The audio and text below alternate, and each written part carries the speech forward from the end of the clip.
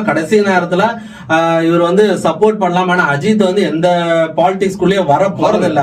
அந்த சப்போர்ட்ன்றது ஈஸியா வந்து ஒரு பக்கம் கொடுத்துட்டு ரிவர்ஸ் ஆகும்.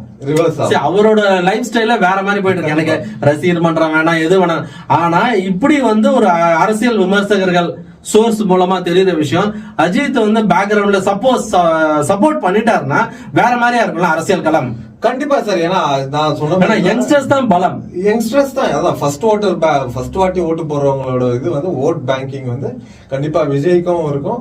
அஜித் சப்போர்ட் பண்ணாருன்னா அவரோட ரசிகர்களோட இதுவும் வந்து கண்டிப்பா விஜய்க்கு ஒரு பலமா தான் இருக்கும், ஒரு பலமா தான் பாக்குறாங்க. சோ அஜித் இப்ப விஜய்க்கு எப்படி ரசிகர்கள் யங்ஸ்டர்ஸ் ரசிகர்கள் இருக்காங்களோ, எனக்கு தெரிஞ்சு என்னோட கணிப்பு பிரகாரம் அஜித்துக்கு வந்து கூடுதலாவே இருக்குது. ஒரு சினிமா நடிகரா அவரோட ஸ்டைலு, அவரோட